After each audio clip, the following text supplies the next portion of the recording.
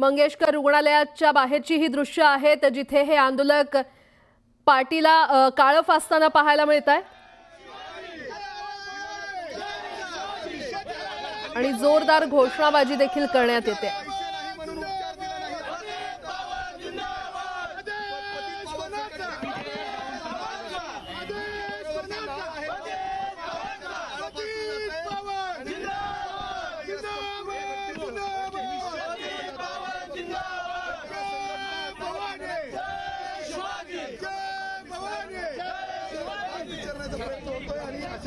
Okay चला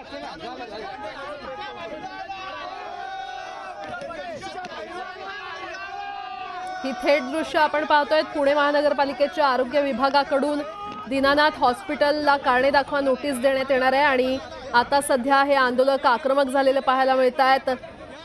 दीनानाथ रुग्णालयाच्या पार्टीला काळं फासण्यात येते। या संदर्भात अधिक माहिती देत आहेत आमचे प्रतिनिधी अभिजित पोटे आपल्यासोबत जोडले गेलेले आहेत। अभिजित, आंदोलक आक्रमक झालेले पाहायला मिळतात, काय अपडेट?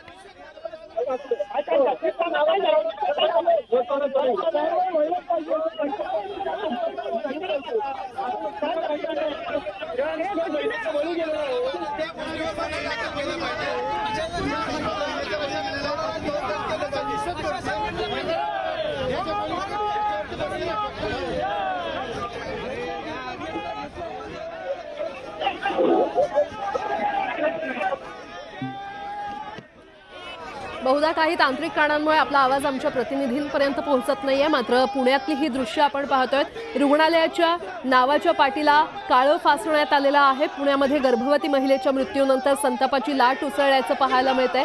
दीनानाथ रुग्णालयाबाहेर शिवसेना उबाठा पक्षाच्या कार्यकर्त्यांनी आंदोलन केलं किंवा दोन्ही शिवसेनेच्या कार्यकर्त्यांनी आंदोलन केलं। अधिकाऱ्यांवर चिल्लर फेकत निषेध व्यक्त करण्यात आलेला आहे। रुग्णालयाचे जनसंपर्क अधिकारी रवी पालेकर यांना निवेदन देखील नुकतंच देण्यात आलं, मात्र त्यानंतर आता पुन्हा एकदा रुग्णालयाच्या नावाच्या पाटीला कार्यकर्त्यांकडून या आंदोलकांकडून काळं फासण्यात येतंय। त्याचीच ही थेट दृश्य आपण पाहतोय। रुग्णाच्या जीवापेक्षा पैसे महत्त्वाचे आहेत का असा सवाल या कार्यकर्त्यांनी केला आणि या रुग्णालयाच्या प्रशासनावर सदोष मनुष्यवधाचा गुन्हा दाखल करा अशी मागणी लावून धरण्यात आलेली आहे। तर त्या बळीचा त्या हॉस्पिटलचा पती पाहून संघटना तीव्र निषेध करत या गोष्टीची सगळ्यांनी नोंद घ्यावी।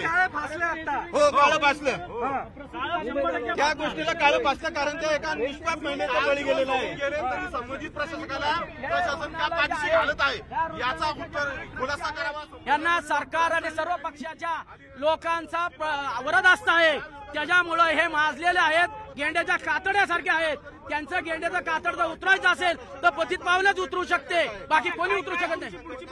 जर उद्याच्या उद्या या 302चा गुन्हा दाखल केला नाही तर ह्या ट्रस्टीचे जे प्रमुख आहेत त्यांना आम्ही आतमध्ये येऊ देणार नाही, पुण्यात फिरू देणार नाही।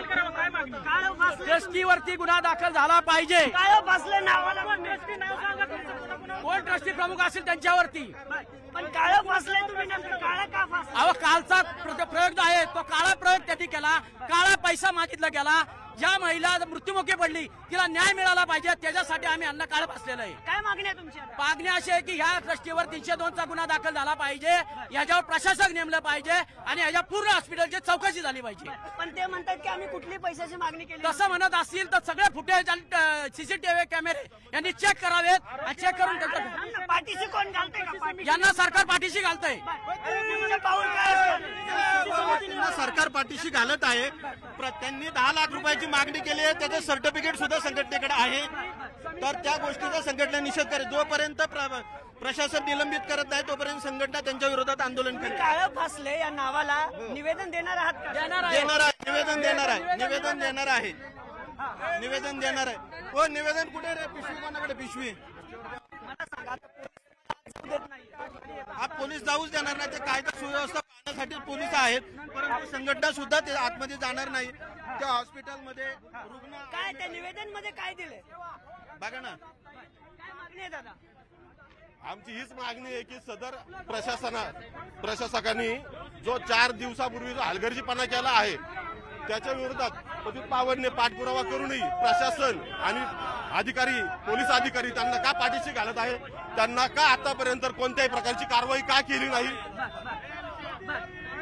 मला सांगा की सरकार पाठीशी घालते असा आरोप करताय का तुम्ही? हो, आरोप करतोय. याच्या अगोदरही संघटनेने वारंवार अशा प्रकारची अनेक निवेदनं संबंधित मंगेशकर रुग्णालयाला दिली होती, पण ह्याच्या बाबतीत काय कारवाई झाली? 4 दिवस होऊनही प्रशासन का कारवाई करत नाहीये? का संबंधित अधिकाऱ्यांवरती गुन्हा दाखल करत नाहीये? आपण पाहू शकतोय की दीनानाथ मंगेशकरांचं जे नाव आहे, जे हॉस्पिटल रुग्णालयाचं नाव आहे, त्या रुग्णालयाच्या नावाला जे आहे ते काळं फासण्यात आलेलं आहे.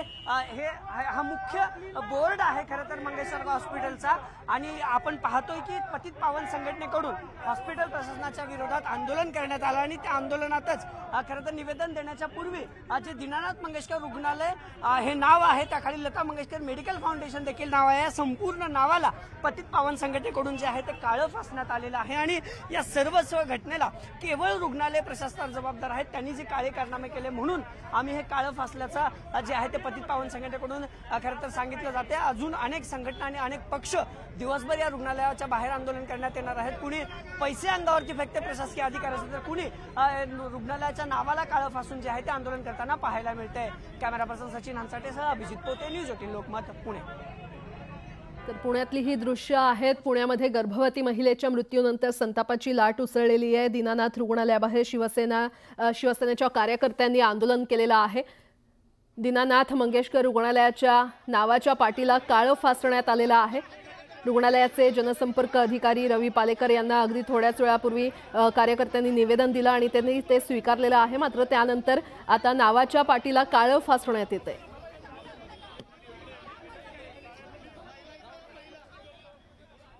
यासोबतच इतरही काही